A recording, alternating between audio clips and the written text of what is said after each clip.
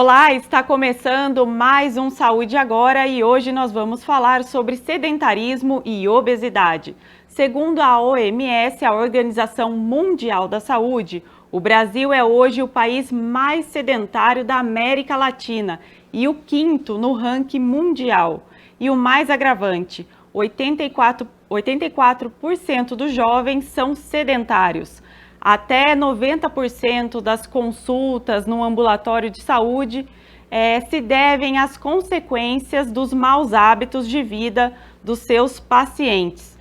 Sobre esse assunto eu vou conversar com o Marco Michelucci, ele é médico do esporte e membro do Departamento Científico de Cuidados Paliativos da Sociedade de Medicina e Cirurgia de Campinas. Dr. Marco, muito obrigada pela sua participação nesse nosso quadro. Seja muito bem-vindo. Obrigado pela oportunidade de abordar um tema tão importante, tão grave, que acomete toda a nossa sociedade. Exatamente. Doutor, para a gente começar, eu sei que parece ser óbvia essa pergunta, mas eu acho que ela é necessária para explicar para quem está assistindo em casa. Qual que é a principal relação entre sedentarismo e obesidade? Nós somos projetados para um gasto energético diário e nós temos hoje um acesso à alimentação muito fácil. Só que as pessoas não estão tendo o gasto energético necessário para dar vazão a essa alimentação, muitas vezes errônea, que fazem uso. E aí acaba acumulando peso em forma de gordura, o que é mais grave, né? Doutor, e quais seriam, então, as consequências do sedentarismo para o corpo, para o organismo, né, para a saúde de uma forma em geral? A principal delas é a obesidade, que sem o gasto energético ocorre acúmulo de gordura e as consequências de toda a obesidade. Além disso, nós temos os problemas sociais, porque a gente sabe que a atividade física inibe o acesso às drogas, inibe a ociosidade, inibe a depressão. Nós temos também melhoria da qualidade de sono, nós temos melhoria da qualidade de aptidão física para as atividades diárias. Então, a compra do supermercado, o deslocamento para pequenas tarefas, saúde músculo-esquelética, articular. Então, é fundamental, nós fomos uma espécie feita para atividade física, e, infelizmente, a sociedade moderna nos tornou sedentários. Hoje nós fazemos tudo sentados, tudo no controle remoto, tudo no elevador, isso daí cria um ônus muito grande para a sociedade. E, doutor, eu acho que o mais preocupante, né, como a gente viu aí na abertura que eu fiz, são os dados, né? 84% dos jovens estão sedentários, né, no país. E isso é muito grave, né? Sim. Sim, isso daí é uma pesquisa que eu apresentei da Covitel. 84% dos jovens entre 18 e 24 anos são sedentários. E é justo a faixa etária que a gente esperava que eles fossem mais ativos. E esse sedentarismo, né, doutor Marco, como combater esse sedentarismo, né? Como evitar essa dupla, sedentarismo e obesidade? A gente sabe que são problemas que andam juntos. Sim, isso daí tem que ser combatido desde a primeira infância. Hoje em dia nós temos poucas crianças fisicamente ativas, nós tiramos a educação física escolar, nós trocamos a educação física pelo celular. As crianças hoje em dia chegam da escola, vão para o celular ou para o computador, ao invés de ir fazer atividades físicas nos clubes. Nós não temos locais para recreação adequados. Os locais de recreação são pontuais e muitas vezes estão mal cuidados. Então, os pais também não sentem segurança em deixar aquelas crianças nas praças esportivas. Por outro lado, também nós temos pais omissos. Crianças não seguem orientação, crianças seguem exemplos. Se os pais são sedentários, as crianças não vão ter um bom exemplo em casa e vão se tornar sedentárias também. Daí os jovens de hoje serem sedentários, porque os adultos da geração passada, ao redor dos 40 anos, também são sedentários. E esses jovens cresceram no lar com acesso à tecnologia, acesso ao celular e pouco acesso à praça esportiva. Mas, doutor, como evitar isso, então, né? O que os pais podem fazer e os jovens, né? Quais seriam as pequenas mudanças necessárias para começar? Primeira coisa é um estilo de vida saudável dentro do domicílio. A família é a base de tudo. Não adianta os pais exigirem que a escola dê uma educação física escolar de 1 hora no dia, por semana, se ao longo do resto da semana essa criança fica colocada dentro de casa vendo televisão. Então, os pais têm que estar atentos e fomentar a prática esportiva, a prática de hábitos saudáveis desde a primeira infância. Doutor, e como desenvolver, né, esses hábitos saudáveis? Uma simples caminhada, uma natação, andar uma distância aí a pé, já seriam suficientes? Já seria suficiente criar os hábitos, né? Menos celular e mais atividade física.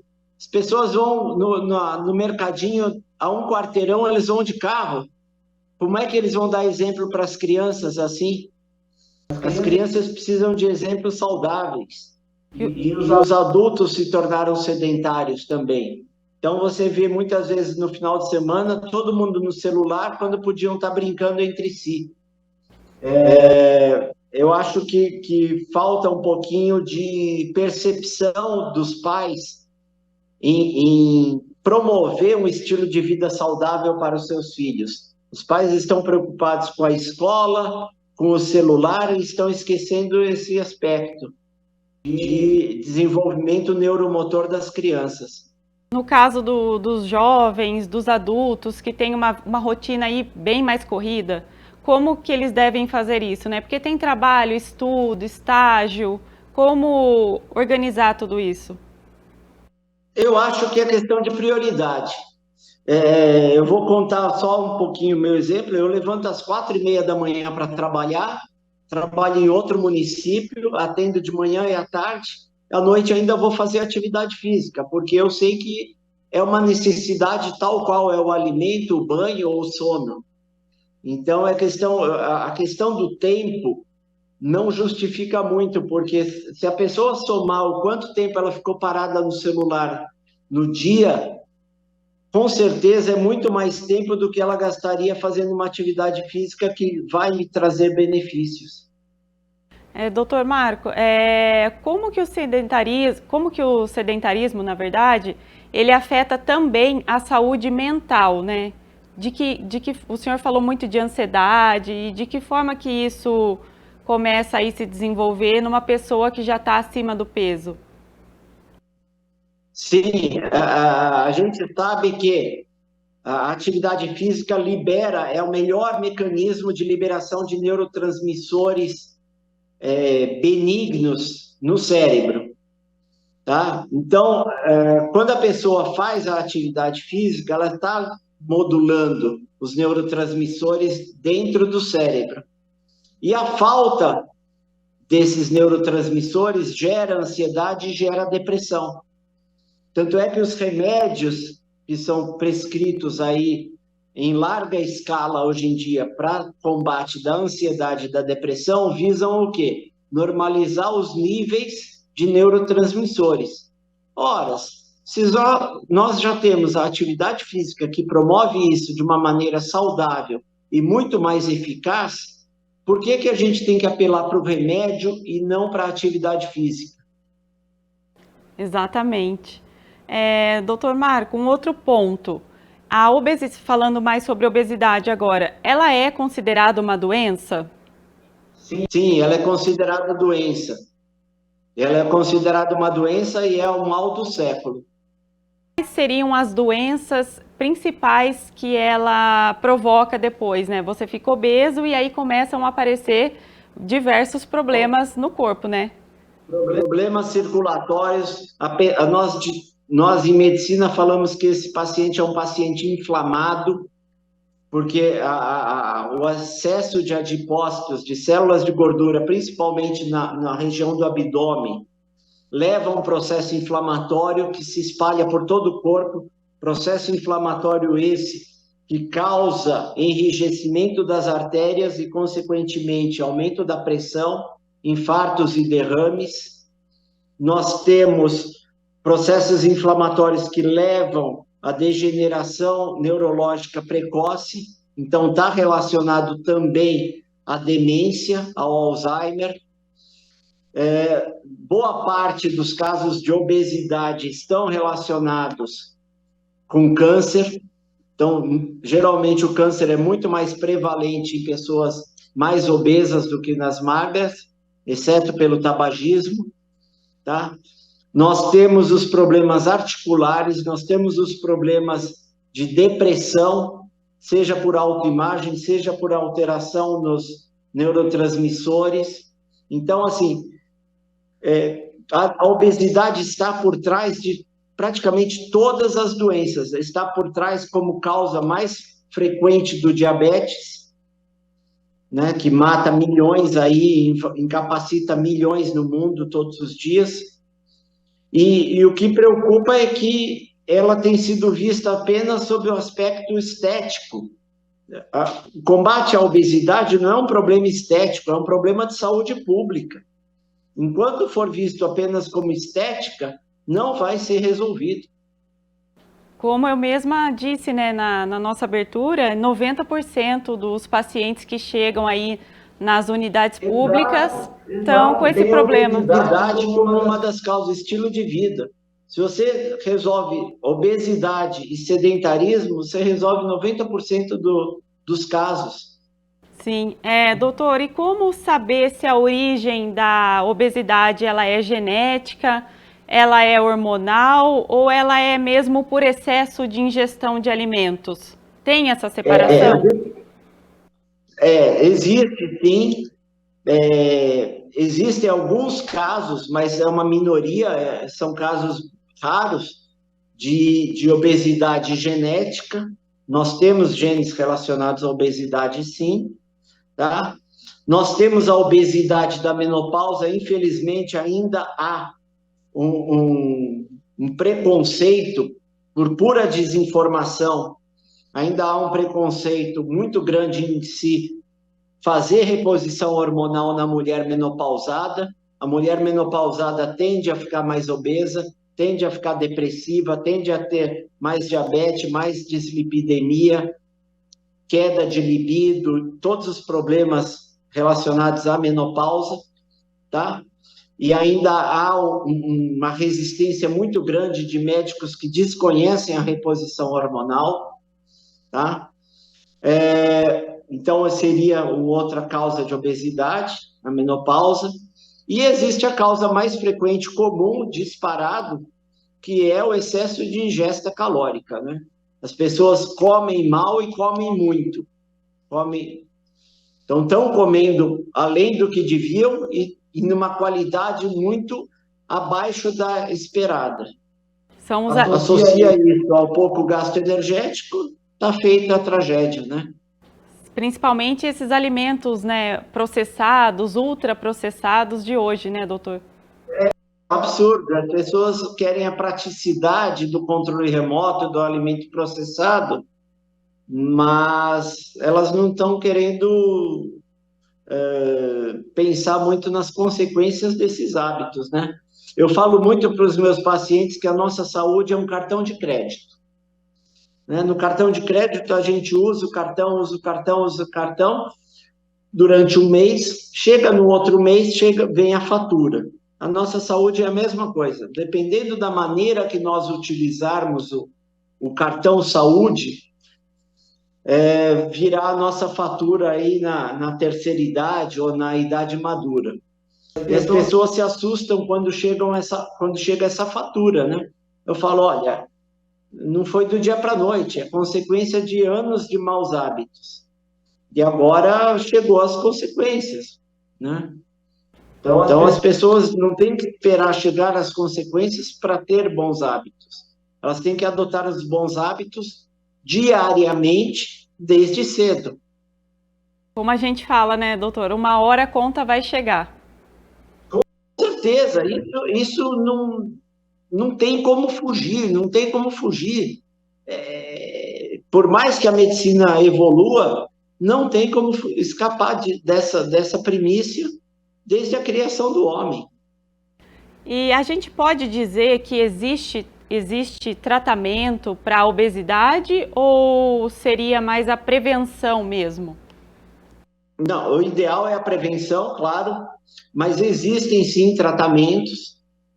Os tratamentos têm avançado muito, principalmente nos últimos 5 anos.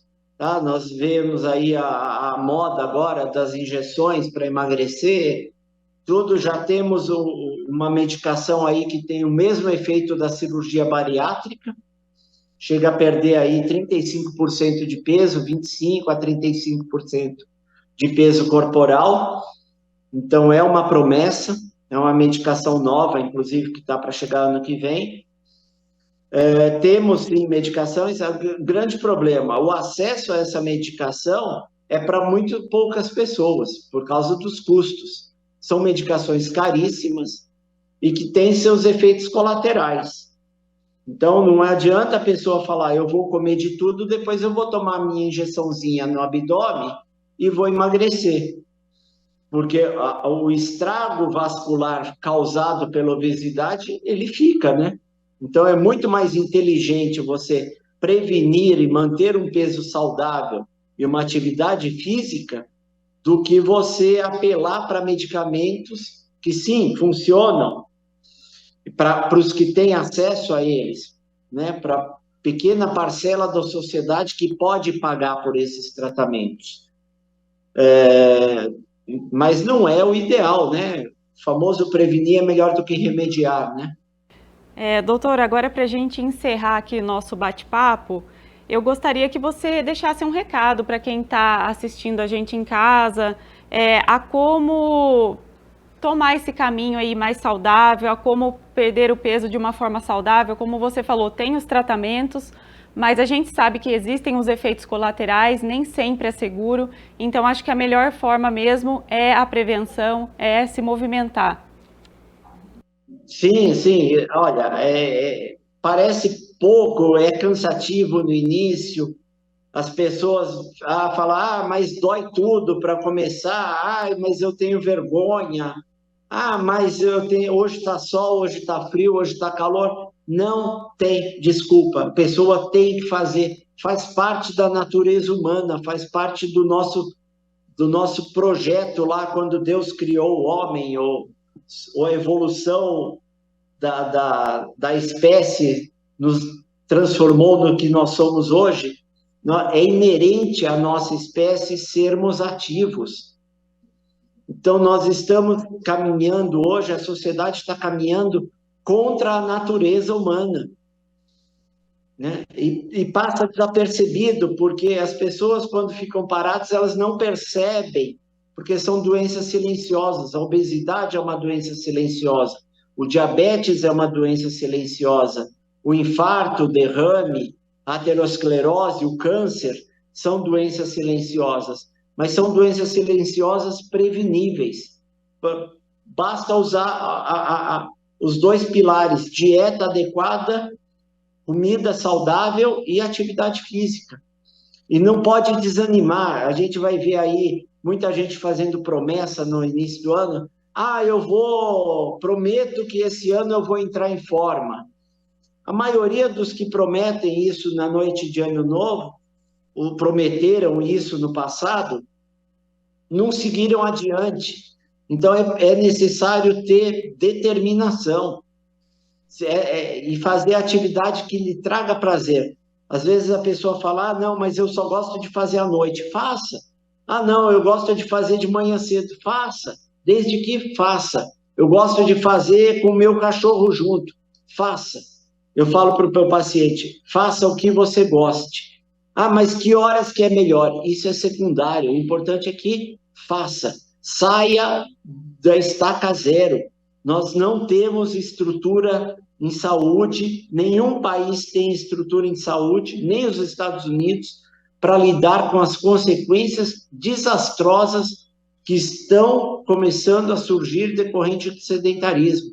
Nós não temos leitos hospitalares para tantos casos de diabetes. Nós não temos ambulatórios eficazes para lidar com idosos que estão sofrendo quedas ou que estão com perda de massa. Nós não temos ambulatórios de psiquiatria para lidar com uma enxurrada de casos de depressão em jovens.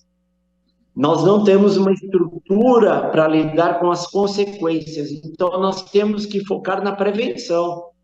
E isso não é um discurso político, tem que ser coisa oficial. As escolas têm que dar atividade física, sim. Tem que reter celular durante a educação física, sim. Tem que embutir hábitos, sim. Os pais têm que ser responsabilizados em participar com as crianças aos finais de semana. Porque nós vamos ter, para daqui 2 décadas, um cenário muito, muito grave em saúde pública no país, e ele não está preparado para isso e não vai estar preparado para isso.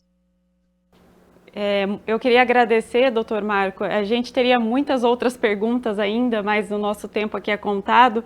Muito obrigada aí pela sua explicação. Eu que agradeço. Acho que você explicou muito bem, foi bem objetivo e acho que vai ajudar bastante quem está em casa aí, na dúvida se começa ou não, para começar mesmo de vez, né, a se exercitar.